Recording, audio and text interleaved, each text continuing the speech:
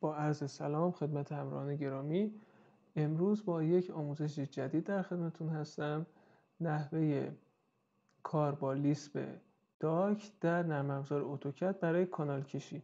خب ما اینجا زیاد به بحث طراحی کانال کشی نمی‌پردازیم و بیشتر می‌خوایم کار با لیسپ داکت و نحوه کانال کشی و استفاده از این لیسپ به شما توضیح بدم. خب ما از قبلش باید بیایم ببینیم که ظرفیت کلمون چقدره. ما اینجا یه کولر داریم. خیلی سریع اینو توضیح میدم که بدونی قراره چه کار بکنیم. ما اینجا یه کولر داریم که ظرفیتش 3900 CFM و با سرعت استاندارد در کانال به سایز 26 در 14 اینچ رسیدیم. خب ما اینو کشیدیم 26 در 14 اینچ آماده برای اینکه کانال کشی انجام بشه. ببینیم که چجوری این کانال قرار بین فضاهامون پخش بشه و هوا رو داشته باشیم. اومدیم دیدیم که یه اتاق 12 متری داریم، یه اتاق 14 متری و یه اتاق 107 متری که مجموعاً میشه 133 متر و 1900 CFM. اینا رو پخش کردیم، یعنی برای اتاق 12 متری رسیدیم به ظرفیت 14 CFM، برای اتاق 14 متری رسیدیم به 500 CFM و برای حال و پذیرایی که هستش 107 متر رسیدیم به 3000 CFM با یه نسبت تناسب ساده که این دوتا در واقع 133 متر و 3900 CFM بیس کار ما هست. به صورت نسبت تناسب برای 12 و 14 و 107 متر مربع ظرفیت هوادهیمون به این شکل در اومده. سایزایی که اینجا مشاهده میکنید سایز دریچه ها هست. خب ما وقتی 400 CFM هست میایم با سرعت استاندارد با استفاده از همین نرم افزار داک سایزر سایز رو انتخاب میکنم. من الان اونو توضیح نمیدم چون حالا نمیخوام این ویدیو زیاد طولانی بشه. هوادهی استاندارد برای این اتاق رسیدیم به 12 در 8 اینچ. برای سیستم این اتاق که 14 متر مربع باشه میرسیم به 14 در 8 اینچ و برای حالا پذیراییمون رسیدیم به 3000 CF. خب ما چجوری کار انجام میدیم برای کانال کشی؟ ابتدا باید لیسپ رو از قسمت اپلیکیشن نرم افزار اتوکد فرا بخونیم. فرمان AP رو تایپ میکنیم، اسپیس یا اینتر میاد بالا. اینجا ما داکت و از قبل این دانلود میکنیم، تو کانال تلگرام هم گذاشتم. داک رو میزنیم و لود میکنیم و حالا سیستم آماده دستورپذیری برای کانال کشی است. با فرمان SD این لیسپ داکت فعال میشه و برای شروع به ما 2 تا پیشنهاد میده. یه میگه به صورت فرست پوینت، یعنی شما یه نقطه رو به صورت نقطه اولیه بزنید، یا اگر چیزی داری میخوای ادامه بدید کانتینیو رو بزنید. من حالا اول برای مثلا این 26 اینچ میام یه دونه نقطه اولی میذارم، مثلا اینجا میخوام کانالمون شروع بشه. اینجا میذاریم 26 اینچ. میگه خب چقدر کانال میخوای بجام؟ مثلا تا اینجاها. خب یه کانال با عرض 26 اینچ برای ما کشید. حالا ما اینا میایم انتقال میدیم به اینجا، چون من میخوام از اینجا کانال کشیمو امتداد بدم با 26 اینچ در واقع 3900 CF. یک بار دیگه این کار رو انجام میدیم. SD تایپ میکنیم، بعدش اینجا C رو میزنیم، میگه کانتینیو یا فرست پوینت. من میذارم کانتینیو چون قبلا این 26 اینچ رو اینجا وارد کردم. کانتینیو. این 2 تا نقطه رو انتخاب میکنم. خب میگه حالا ادامه بده. چقدر بیام جلو، چیکار بکنم؟ میخوای بریم از اینجا جلو، بریم از این ور، میخوایم چیکار بکنیم؟ ما باید اول بدونیم که این مسیر کلیمون به چه شکله. این وسط این اتاق در نظر میگیریم برای جایی که دریچه قرار بگیریم. پس من این کشیدم تا بدونم اینجا قرار دریچه هم باشه. حالا من خیلی سریع حدودی میکنم، بعدا شما میتونید دقیق تر هم انجام بدید. برای اینکه که اتاقم از اینجا تا اینجا میگیرم، وسطش هر کجا بود که اینجا هستش میخوام اینجا هم دریچه دومم قرار بگیره و دریچه سوم دیگه مستقیم میاد اینجا. اینم باید کانال جوری بپیچه که دیگه نزدیکترین فاصله تا این دیوار داشته باشه. خب ما دوباره فرمان SD رو اینجا میزنیم، کانتینیو C برای کانتینیو. این 2 تا خط رو انتخاب میکنیم. خب ما الان اینجا میخوام بپیچیم بیایم بالا. فکر کنم یه خورده باید بیایم جلوتر تا بتونیم یه پیچ خوب داشته باشیم. یه ذره میایم جلو. اینجا میپیچیم میایم تا این نقطه. این نقطه کجا بود؟ اونجا که میخوایم برای اولین بار برنچ بزنیم. میایم اینجا.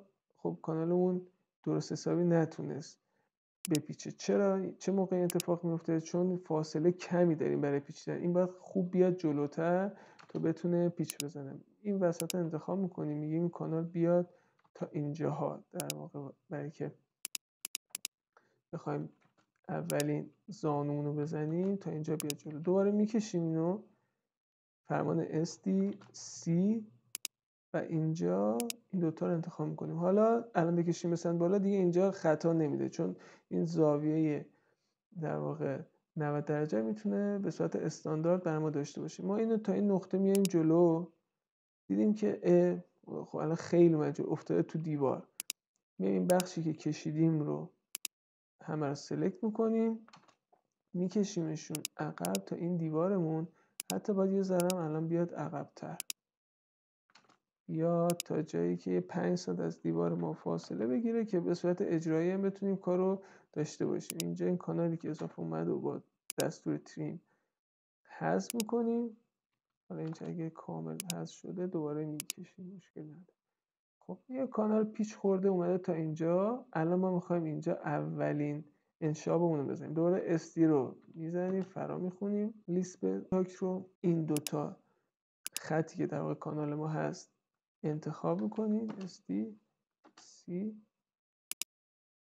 این دوتا رو فرا میخونیم. اینجا میگه میخواید چیکار کنیم. اینجا ما برنچ داریم، ویث داریم، آندو، کانتینیو یا انلاین. خب ما میخوایم برنچ بزنیم دیگه، پس بی رو میزنیم میشه برنچ. حالا میگه میخوای انشاب دوتایی باشه یا ستایی. من میخوام اینجا انشاب دوتا باشه، یکی بره سمت راست یکی مستقیم بره بالا، پس انشاب میزنیم دو. حالا میگه انشاب اولیت میخوای چه اندازه‌ای باشه. ما باید قبلا بیایم این تیکافامون رو، اینجا دیگه بحث تیکافه، ببینیم وقتی 3900 CFM داره تو کل میره 400 CFM میخواد بریم و نسبتش به 26 این چقدر میشه. یعنی اگه 3900 CFM تو عرض 26 تا داره میره جلو، اگه بخواد 400 CFM ازش کنده بشه بیاد اینور، چقدر از این عرض باید بگیره. باید نسبت تناسب ساده اینو به دست میاریم که میشه 3 اینچ. این واقعا 3 اینچ باید اینجا بیاد به این سمت، بقیهش که 23 اینچ از این 26 اینچ هست باید ادامه مسیر بده و مستقیم بره جلو. پس ما عدد 3 رو انتخاب میکنیم تا برای ما انشابمون رو داشته باشه. خب این شد 3 اینچمون رو کشید. حالا ما میخوایم بپیچیم ادامه مسیر رو تو اینجا داشته باشیم. پس ما میخوایم از تیکاف 3 اینچ برسیم به 12 اینچ که طول دریچه ما هستش. طول بزرگ دریچه ما 12 اینچه. اینجا ما 12 رو تایپ میکنیم و با حالا کشیدنش ما میتونیم مستقیم ادامه مسیر بدیم، یا چون ما میخوایم بپیچیم اینجا دریچه رو بزنیم به این سمت میکشیم. این کانال رو برای ما کشید به سمت راست. حالا میگه برمیگردیم برای ادامه مسیر. دیگه خودش کم کرده 3 رو، چون 2 تا برنچ داشتیم 3 رو از 26 کم کرده. میگه ادامه مسیر رو چجوری میخوای بدیم. الان میمونه 3500 CFM. برای 3500 CFM من همون 26 اینچ رو میخوام ادامه بدم، فقط ارتفاعش از 14 اینچ میخوام ارتفاع رو کمتر بکنم، با 13 اینچ بیام جلو. پس باید همون الان عدد 26 اینچ رو اینجا درج بکنم. میگه خب میخواید چقدر بری جلو. ما میخوایم تو این خطمون که در واقع دریچه بعدی ما از این کانال بیاد جلو. میگه که میخوای به چه شکلی ردیوسر رو انتخاب بکنیم. 3 تا حالت داریم. میتونیم به صورت میدل بزنیم، یعنی این کانالی که اینجا هستش به دو طرف گسترش پیدا بکنه. یعنی بخوام از سمت راست گسترش پیدا بکنه، بعد اینجا L رو بزنیم، لفت رو بزنیم، یعنی چپ ثابت باشه. اگه میخوایم از سمت راست گسترش پیدا بکنه با L رو بزنیم، یعنی چپ ثابت باشه. ما الان میخوایم که راستمون باز بشه چپ ثابت بمونه، پس L رو انتخاب میکنیم، اینجا L رو تایپ میکنیم. خب به این شکل از سمت راست باز شد و چپ ثابت موند. اومدیم رسیدیم به نقطه دوم که میخوایم انشاب بشه. بی رو میزنیم، یه برنچ میگه که میخواید چند انشابه باشه، ما 2 انشابه رو میزنیم. حالا اینجا ما 3500 CFM داریم، میخوایم 3000 CFMش بره جلو، 500 CFMش بیاد اینور. ما یه نسبت تناسب میگیریم، میبینیم که 22 اینچ باید صاف بره، 4 اینچ باید بیاد اینور. چون ما اول سمت راست رو از ما میگیره نرم افزار، ما الان باید 22 اینچ رو بزنیم. خب 22 رو تایپ میکنیم. برای ما این انشعاب 22 اینچ تیکاف اولی که 22 هست رو میکشیم. میگه 22 اینچ رو میخوای برسونی به چند اینچ. من میخوام 22 اینچ رو برسونمش به همون 26 اینچ که 26 اینچ در 12 اینچ بیاد جلو، آخر سر حالا باز بشه اتفاق. پس ما اینجا عدد 26 رو باز انتخاب میکنیم. حالا تا جایی که میخوایم میایم جلو، میگه که میخوای از کدوم سمت باز دوباره بازش، کدوم سمت رو ثابت نگه بداری. من میخوام سمت چپ ثابت نگه داشته باشه. پس الو میزنم، از این سمت برای من باز کرد که خوب نشه افتاد تو دیوار. من یه آندو میزنم، دوباره همینو فرمانده که 26 اینچ باشه من میدم بهش مستقیم تا اینجا بیاد جلو.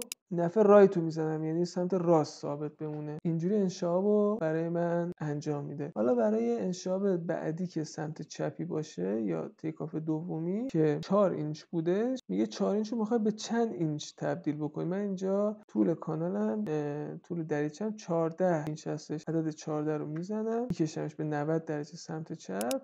این کانالم برای من خب اینجا کار ما فعلا تموم میشه. میایم برای ادامه کار در پایان من دوباره SD رو میزنم، C رو میزنم که ادامه مسیر باشه، کانتینیو. اینجا چیکار میکنیم؟ میخوایم که دریچه رو که انتخاب کردم که به سرعت مناسب داشته باشه باید 36 در 12 اینچ باشه.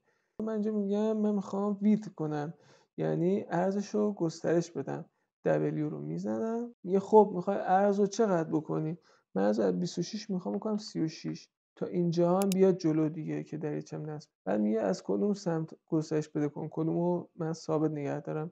من اینجا میخوام سمت راست رو ثابت نگه دارم، پس آ رو میزنم. یه ردیوسر تا اینجا برای من میکشه به صورت استاندارد با زاویه مناسب طبق استاندارد اشره. ما اینجا دیگه بعد از اینکه اینا رو کشیدیم باید بیایم صاف و صوف بکنیم نقشمونو. خب قطعه زیادی رفته بود جلو، اینو باید بکشیمش بیاریمش عقب، مماس دیوارش بکنیم که بعد ما اینجا دریچه‌مون رو کار بکنیم. اینجا هم پاک میکنیم اینی که اضافه بودش، اینجا هم همینطور اینو پاک میکنیم. خط دیگه براش میکشیم. اینجا از این فضا به بعد ما دیگه میخوایم فقط دریچه‌مون باشه، اینو پاک میکنیم. اینجا هم همینطور ما میخوایم از این فضا به بعد دریچه‌مون باشه، اینا رو پاک میکنیم. دیگه بقیه نقشه رو الان میتونیم پاک کنیم و نقشه شکل و شمایل خودش رو گرفته. دیگه باید الان بیایم سایزا رو وارد نقشه بکنیم. اینجا در ابتدای مسیر، اینجا که داره میره، ما 26 اینچ بودیم، 26 اینچ در 14 اینچ بودیم. چقدر بوده CFM مون؟ 3900 CFM می نویسیم. اوکی، اینجا یه تیک آف داشتیم، اینجا می نویسیم T1 مساوی 3 اینچ بود سمت راستی، 3 اینچ می نویسم. T2 مون چقدره؟ حالا میتونه خودش کم بکنه طرف که میخواد اینجا بکنه، ولی من می نویسم که بالاخره مشکلی ایجاد نشه. یکی 23 اینچ که مجموع میشد 26 اینچ. این T2 رو هم اینجا می نویسم. حالا اینا رو یه خود خوشگلش میکنیم. خب حالا که این کار کردیم اومدیم اینجا افزایش سایز داشتیم. خب اینجا ما یه دریچه داریم که این دریچه رو هم به سایزی که هستش ما اینجا مشخص کردیم. میتونیم الان براش یه شکل دریچه هم بذاریم که مشخص بشه. حالا به صورت بلاک شده خود میتونید داشته باشین، یا حالا بکشید که مشخص بشه با 2 تا 3 تا فلش که اینجا یعنی دریچه هستش. این خودش بیانگر این هست که دریچه هست. اینجا SWR به این معنی هستش که Supply Wall Register، یعنی دریچه رفت دیواری رجیستر دار یا دمپر دار، که هر 3 نوع دریچه‌های من به این شکل. دریچه دومم اومدیم جلوتر. اینجا باید یه سایز الان بزنیم. سایز اینجا چقدر هستش؟ 3900 CFM اون شد 3500 CFM، 26 اینچ در 13 اینچ. ظرفیت چقدر بود؟ 3500 CFM. اینم می‌نویسیم اینجا خیلی راحت. خب 2 تا برنچ داریم اینجا تو 26 اینچ. برنچامونم میایم تیک آف رو می‌نویسیم که حالا این ور اتفاق بزرگه است، این ور کوچیک است. ما الان برای بزرگه 22 اینچ در نظر گرفته بودیم، تیک آف اون 22 بود. تیک آف کوچیکمون که T2 باشه 4 اینچ بود. اینم درج می‌کنیم. خب اینجا یه علامتی شکل اینجا می‌کشیم که در واقع دریچه‌مون باشه. این باید یه سقف کاذب توی این ابعاد و اندازه به ما بده، کمتر نمیتونه. اینجا باید یه سقف کاذب به ما بده. اینجا نمیخواد، قشنگ دریچه‌اش اینجا در میاد. خیلی مهمه این که من دارم میکشم بعد کشیدن صدها نقشه است مثلا میدونم چی رو کجا ببرید چجوری ببرید. شما بعد که یه خورده کار بکنید دیگه مشخص میشه، یه جای انتخاب میکنید که موقعی که برنچه رو میزنی قشنگ بیفته لب دیوار، یه خورده این ور اون ور میکنه اول کار که نقشتون تمیز در بیاد. حالا اینجا میشه سقف کاذب که بعدا به معمارمون میگیم. این مسیر که اومد جلو یه دونه افزایش سایزش 22 اینچ دور رسیدیم به 26 اینچ، ولی الان شد 26 اینچ در ارتفاع 14 اینچ. اینم که چجوری افزایش بدیم، چجوری ارتفاعش کم بکنم، طولش رو زیاد بکنم. حالا استانداردی که رعایت میکنی یه بحثه، شما باید همیشه هم در نظر بگیرید که کدومش واسه کانال ساز راحت تره. مثلا کانال ساز میتونه اون در بیاره. مثلا من الان یه موقع از این 26 اینچه مثلا میگم 30/8، خب اون اصلا به سایز کلی کانال نمیخونه. یا مثلا یه ابعاد عجق وجقی بدم که تو اجرات خیلی سخت باشه. من باید تا اونجایی که میشه اینا رو ثابت نگه دارم، اعدادی که میخواد کانالم استانداردم اوکی باشه، یعنی استانداردم ازش عدول نکنم، ابعاد درستی بدم. این ابعادم باید واقعا کار کنید ببینید کانال سازه با چه ابعادی راحته و چه ابعادی اصلا عرفه. مثلا من اینجا میومدم برای دریچه ها مثلا میشد واسه 500 CFM من ارتفاع 6 بدم در عرض مثلا 20 اینچ. این کسی انجام نمیده. بعد اینا رو بتونید خودتون مدیریت کنید. اینم واقعا دیگه باید به دریچه ها یه سری جداول هست که میاد به شما مثلا پر رونق ترین دریچه ها رو میگه از اون استفاده کنید، یا دیگه قرار کار کرده باشین بدونین چی مناسب کجاست. خب اینجا وقت 500 CFM از این کم میشه 3000 CFM میمونه. اینو درج میکنید میمونه برای این انتهای کار. وقتی انتهای کار دیگه مسیر تموم شده است، این مشخصه که این رسیده 26 اینچ ما به 36 اینچ. کم کنیم 36 اینچ که درست بشه و اینجا هم یه دونه این شکلی میکشیم. حالا بعداً یه سری میتونیم اتفاقای دیگه بهش بدیم که مثلا 2 تا فلش به این شکلی اینجا میزنیم. چیزی که مونده باید شما الان اینجا با خطوطی که همین با فلش هستش مسیر جریان هوا رو هم نشون بدین. حالا من الان چون خیلی دیگه ادامه پیدا میکنه اینو دیگه ازش فاکتور میگیرم. امیدوارم آموزش کاربردی باشه، استفاده کنید و نقشه‌های تمیز بکشید. موفق و پیروز باشید.